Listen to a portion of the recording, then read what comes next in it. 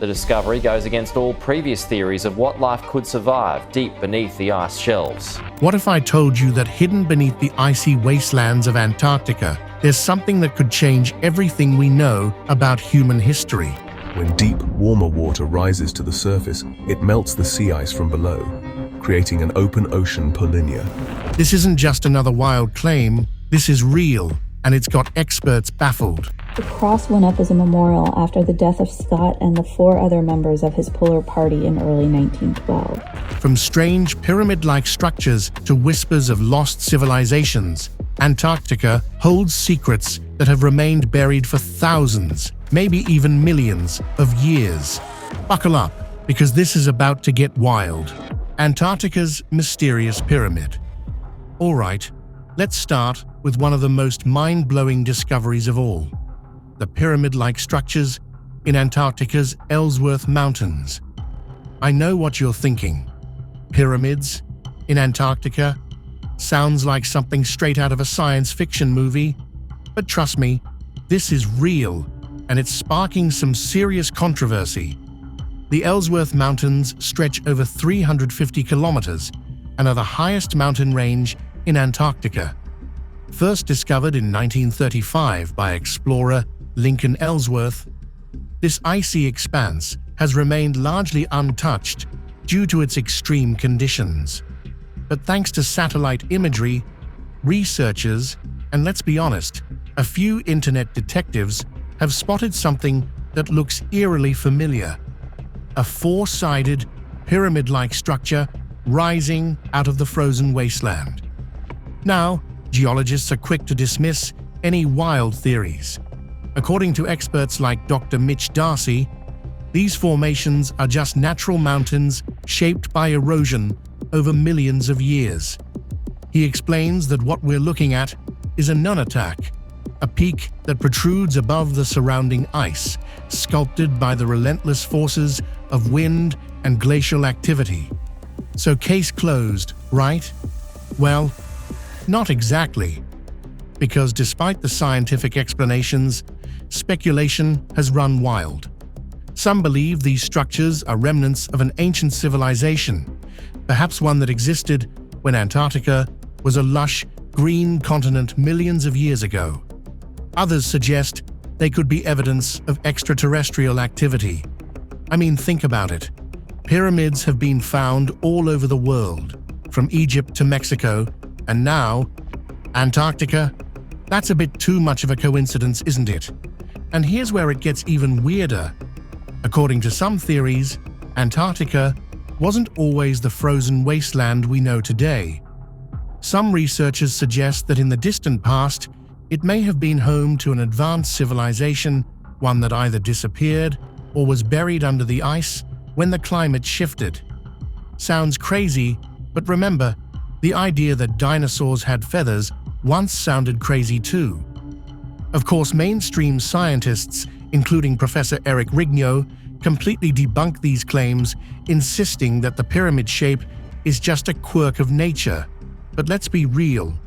Our planet is full of mysteries, and history has a funny way of surprising us. So, are these pyramids really just rocks shaped by time? Or could they be the key to uncovering a lost chapter of human history? One thing's for sure, Antarctica isn't done surprising us yet. But if you thought pyramid-like formations in Antarctica were strange, hold on to your seat, because what scientists discovered next is even weirder. Giant hole in ice pack. Imagine looking at satellite images of Antarctica's frozen landscape, only to find a giant hole in the middle of the ice pack. Not a crack, not a small opening, a hole the size of a small country. And here's the kicker: scientists still don't fully understand why it's happening. This bizarre phenomenon is known as a polynya, and one of the most famous cases, called the Maud Rise polynya, has left researchers scratching their heads for decades. Polynyas are openings of open water surrounded by sea ice, and while they commonly appear near the coast, the Maud Rise polynya is unique because it formed in the middle of the ocean. We're talking about a hole twice the size of Wales suddenly appearing in the frozen Weddell Sea. That's not just a crack in the ice, that's a massive, gaping void. And here's the real mystery. This isn't the first time it's happened. The moored rise Polinia was first observed in the 1970s, then disappeared for decades, only to reappear in 2016 and 2017, baffling scientists all over again. At first, researchers thought extreme weather might be responsible. Maybe a powerful storm or unusual ocean currents had broken up the ice. But that explanation didn't hold up. The hole was too big and lasted for too long to be the result of a passing storm. So what's causing it? Well, after years of study, scientists believe two major factors are at play. The first clue came from something called the Weddell Gyre, a powerful oceanic current that circulates in the Southern Ocean. Scientists realized that this current was pulling warm, salty water up from the deep ocean, melting the ice from below and creating an open hole. The second factor, Ekman transport. Yeah, it sounds complicated, but here's the simple version. Powerful winds push surface water away, allowing warmer water from below to rise. This process keeps the Polinia from freezing over, allowing it to persist for months at a time. To get more answers, researchers turned to an unexpected source: elephant seals. Yeah, you heard that right. Scientists attach sensors to these massive marine animals, tracking their movements as they dove beneath the ice. The data they gathered helped confirm that deep, warm waters were rising and keeping the Polinia open. Now, you might be wondering, why does this matter? It's just a hole in the ice, right? Well, not exactly. Professor Sarah Giller, a climate expert from UC San Diego, warns that Polinias could have serious consequences for our climate. These massive openings allow huge amounts of heat to escape from the ocean into the atmosphere, potentially altering global weather patterns. And here's the concerning part. Since 2016, scientists have noticed a troubling decline in sea ice levels in the Southern Ocean. Some believe Polinias might be part of a dangerous feedback loop, one that could accelerate climate change and disrupt ocean currents worldwide. So, is this just a rare, natural occurrence? Or could these mysterious holes be an early warning sign of something much bigger happening to our planet? Either way, one thing is clear. Antarctica is far from the lifeless frozen desert we once thought it was. In fact, beneath all that ice, something massive could be waiting to be discovered. And speaking of things hidden beneath the ice, what if I told you that Antarctica may be hiding something even more mind-blowing? Scientists are now uncovering strange, unexplained anomalies deep under the ice sheet. And trust me, you won't believe what they found.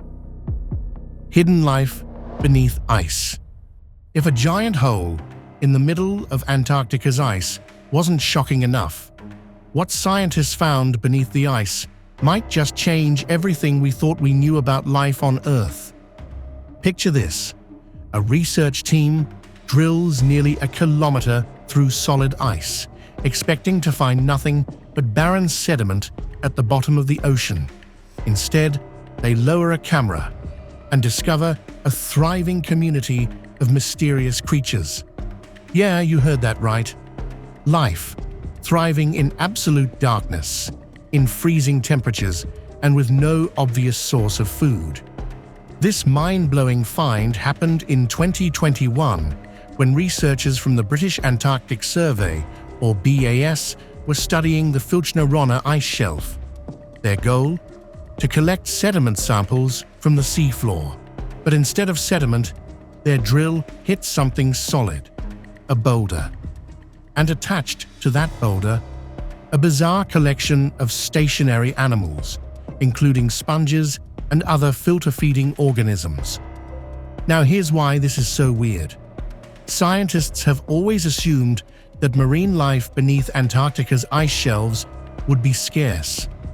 Without sunlight, there's no photosynthesis, which means no plankton or algae, basically no food chain. So how are these creatures surviving? Dr. Hugh Griffiths, the lead researcher on the project, called the discovery a complete accident, but one that's rewriting what we know about life in extreme environments. Until now, scientists believed that as you moved farther away from open water, marine life would gradually disappear. The creatures found beneath the Filchner-Ronne ice shelf challenge that assumption entirely. Not only were sponges thriving down there, but at least 22 unidentified organisms were also found clinging to the boulder. So, where are they getting their food? One theory is that nutrient-rich currents are transporting organic matter from open waters, supplying these creatures with just enough to survive. Others suggest they might be feeding off glacial meltwater or even methane seeps, a food source used by deep-sea creatures in other parts of the world. This discovery isn't just a curiosity, it has huge implications. If life can thrive in such an extreme, isolated environment, what else might be hiding beneath Antarctica's massive ice sheets? Could there be entire ecosystems we've never seen before? Even more mind-blowing, if life can survive in complete darkness, with barely any food, what does that say about the possibility of life on other planets? Scientists are now looking at places like Jupiter's moon Europa and Saturn's moon Enceladus, which have icy surfaces but might hide vast oceans beneath. Oceans that could be teeming with life. One thing is certain, Antarctica is full of surprises. And if scientists can accidentally discover a hidden ecosystem, what else might be lurking beneath the ice? Alien antenna. Just when you thought Antarctica couldn't get any weirder, scientists stumble upon something straight out of a sci-fi movie, a deep-sea research mission, a strange, unidentified object, and decades of speculation about whether it could be extraterrestrial. This is the story of the Eltanin antenna, an eerie, antenna-like structure photographed on the Antarctic seafloor in 1964. It all started with the USNS Eltanin, an oceanographic research vessel conducting surveys in the Southern Ocean. On August 29, 1964, while capturing images of the seabed nearly 12,800 feet below the surface, the crew spotted something strange. The photograph they took would go on to spark decades of debate. The image showed a tall, upright structure with a symmetrical, branched shape, something that looked disturbingly like an antenna or some kind of technological device. It stood in complete isolation on the sea floor, in a place where no natural rock formations or known marine life resembled anything like it. When the photo was made public, it immediately made headlines. The New Zealand Herald ran a story titled "Puzzle Picture from Seabed," and speculation exploded.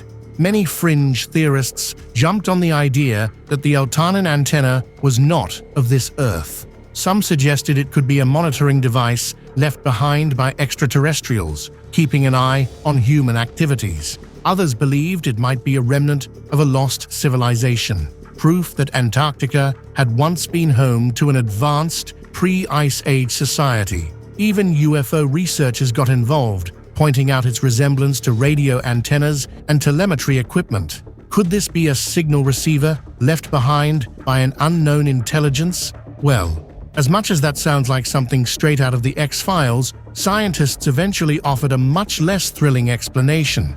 By the early 1970s, marine biologists Bruce C. Heezen and Charles D. Hollister examined the evidence and identified the object as something completely natural, a Cladohesa concrescens, a species of deep-sea sponge. That's right, what looked like an alien artifact was actually a carnivorous sponge. This species of sponge has long stalk-like structures and club-like appendages that resemble an antenna, which is why the image looked so strange. And while the mystery was technically solved, the truth didn't stop conspiracy theorists from clinging to the more exciting explanations. The fact that a deep-sea sponge could look so artificial only adds to the eerie idea that our planet may still be hiding secrets we can't explain. The idea of lost history hidden beneath Antarctica's ice is thrilling. But what about the human stories left above the ice? The silent relics of explorers who braved the unforgiving cold in a time before modern technology. Cape Adare. Deep in East Antarctica, at Cape Adare, stand the first ever human structures built on the Antarctic mainland. But these aren't just any old buildings. These are the huts of Carsten Borchgrevink, a man who risked everything to push the limits of exploration. And the strangest part? More than a century later, his huts are still there. Cape Adare is one of the most striking places in Antarctica. Towering black basalt cliffs, howling winds, and a desolate icy expanse. It's the kind of place that reminds you just how far from civilization you are. This remote outpost was first discovered in 1841 by British explorer James Ross, but it wasn't until 1895 that a team of explorers set foot there. One of them, Norwegian explorer Carsten Borchgrevink, the man who would go on to change Antarctic history forever. In 1899, Borchgrevink led the Southern Cross expedition and built 2 wooden huts at Cape Adare. His goal, to prove that humans could survive an Antarctic winter. What followed was one of the harshest, most grueling winters imaginable.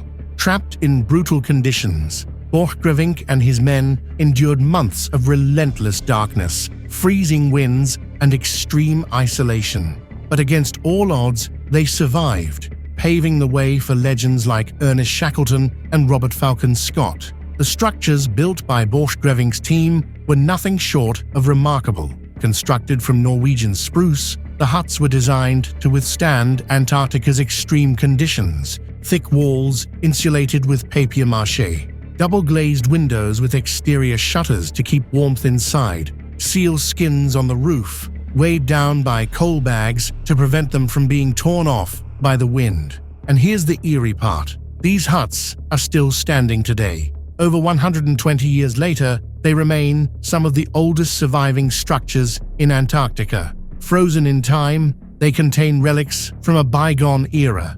But Cape Adare isn't the only place in Antarctica with a history of human survival.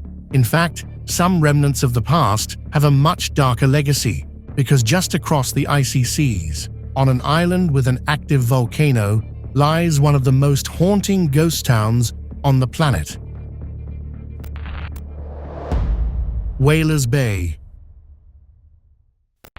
Antarctica might seem untouched by human hands, but buried within its frozen landscapes are stories of industry, destruction, and abandonment. One such place? Whalers Bay on Deception Island, a place that once thrived with human activity only to be left in ruins. A place where an entire industry collapsed and where nature itself erased human presence in a fiery display of power. Discovered in 1820 by British sealers William Smith and Edward Bransfield, Deception Island is one of Antarctica's most unique locations. Unlike the solid ice sheets that dominate much of the continent, Deception Island is a volcanic caldera, meaning it has an active volcano beneath its surface. But despite the threat of eruptions, humans saw an opportunity. In the early 1900s, Whalers Bay became a hub for the whaling industry. The Norwegian-Chilean whaling company Sociedad Balenera de Magallanes set up operations in 1906. Their goal? To process whale blubber into valuable oil. And they were ruthless. At the height of operations, Whalers Bay processed over 5,000 whales a year. The station employed around 150 workers, and the bay was filled with massive oil storage tanks, processing plants, and whale carcasses left to rot along the shore. For nearly 2 decades, Whalers Bay was a booming industry, but by 1931, the whaling economy crashed and the station was abandoned. And that's when nature decided to reclaim the land. Deception Island's volcano had been relatively quiet until 1967. That year, a massive eruption struck the island, burying parts of Whalers Bay under ash and destroying everything in its path.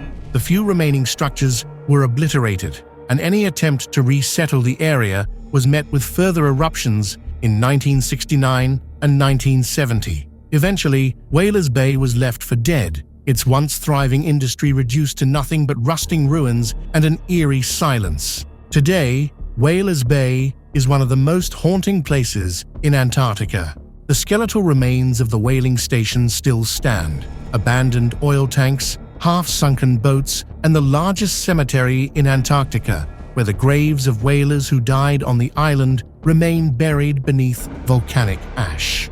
But not all Antarctic settlements were about exploitation. Some were built for science, left behind not by choice, but by the relentless march of history. One such place, Casa Ormonde, is a lonely, wind-battered stone hut on Laurie Island in the South Orkney Islands. Casa Ormonde.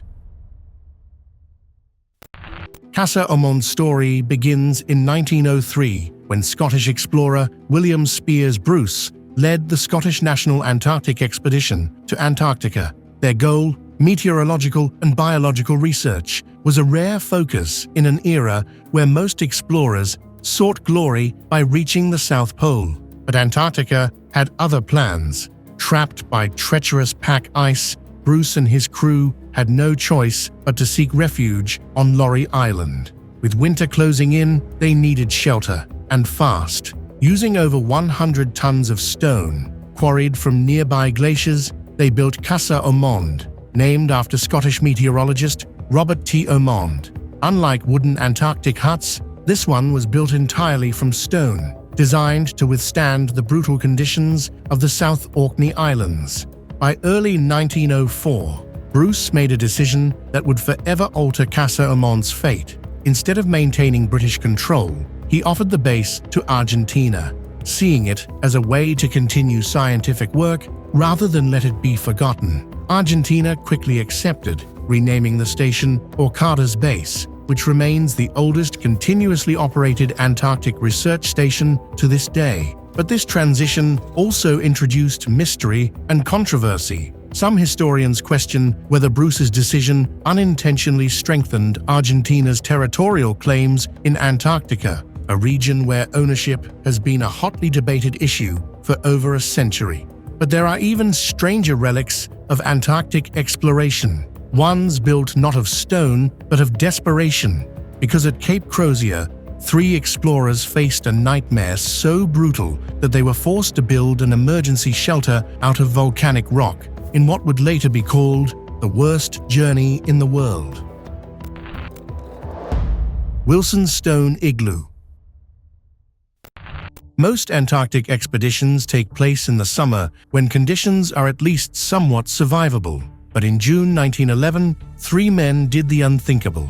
They set off on a 60-mile trek through Antarctica's frozen darkness, with temperatures dropping to a staggering -70 degrees Fahrenheit. Why? Because they were after penguin eggs. And what happened next was so harrowing, it would later be described as the worst journey in the world. This wasn't just any Antarctic expedition. It was led by Dr. Edward A. Wilson, along with Henry Birdie Bowers and Apsley Cherry Garrard, members of Robert Falcon Scott's British Antarctic Expedition 1910 to 1913. Their goal? To retrieve emperor penguin eggs from Cape Crozier for scientific study. At the time, scientists believed these eggs might provide insight into the evolutionary link between birds and reptiles. But the price of this knowledge? Nearly their lives. Their sledges had to be dragged across treacherous ice fields. Their clothing, frozen solid, felt like armor made of ice. And then came the worst storm of all. The storm reached hurricane-force winds, threatening to obliterate them. With no other choice, the 3 men did something incredible. They built an igloo out of volcanic stone, in the middle of an Antarctic blizzard. With their bodies on the brink of collapse, they pieced together a crude circular shelter using whatever rocks and ice they could find. For 3 days, they were trapped. When they finally emerged, weak but alive, they completed their mission, retrieving 3 emperor penguin eggs. But the journey back was even worse. Somehow, against every possible odd, they made it back to base camp. The eggs they retrieved, they remain one of the rarest and most valuable scientific specimens in history. Today, the remnants of Wilson's stone igloo still exist, a silent, frozen monument to one of the most brutal survival stories in history. But for most Antarctic explorers, the key to survival isn't a desperate rock shelter. It's a stronghold, a base, a connection to civilization itself. And if there's one place in Antarctica that serves as the beating heart of exploration, it's King George Island. King George Island. Lying just 120 kilometers from the Antarctic Peninsula, this island isn't just another icy wasteland. It's a hub of international research, a vital link between the outside world and the frozen frontier, and perhaps most intriguingly, a place where nature and politics collide in one of the most contested regions on Earth. Spanning 440 square miles, King George Island is the largest of the South Shetland Islands. Unlike the deep, inhospitable interior of Antarctica, this island has relatively mild temperatures, averaging around 30 degrees Fahrenheit in the summer, practically tropical by Antarctic standards. This climate has allowed life to take hold here in surprising ways. Penguins, including Gentoo, Chinstrap, and Adelie, waddle along its shores, thriving in the island's ice-free zones. Seals bask lazily on floating chunks of ice. But King George Island isn't just about wildlife. It's also one of the most human-inhabited places in Antarctica. Unlike other parts of the continent, where research stations are isolated outposts, King George Island is home to over 10 permanently staffed research stations from countries including Argentina, Chile, Brazil, Russia, and Poland. It even has an airstrip, making it one of the few places in Antarctica where people can arrive by plane rather than ship. This accessibility has led some to call it the Gateway to Antarctica, a crucial staging ground for missions heading further into the icy unknown. But beneath this scientific cooperation lies a deeper, more complicated story. King George Island has been at the center of territorial disputes for over a century. Britain originally claimed it in 1819. Argentina and Chile later made competing claims. Today, it falls under the Antarctic Treaty System, meaning no single country truly owns it. Military presence is strictly prohibited, and all bases must serve peaceful purposes. One of the most unexpected structures on the island, a Russian Orthodox church, standing in stark contrast to the surrounding ice, a reminder that even in one of Earth's most remote places, humanity leaves its mark.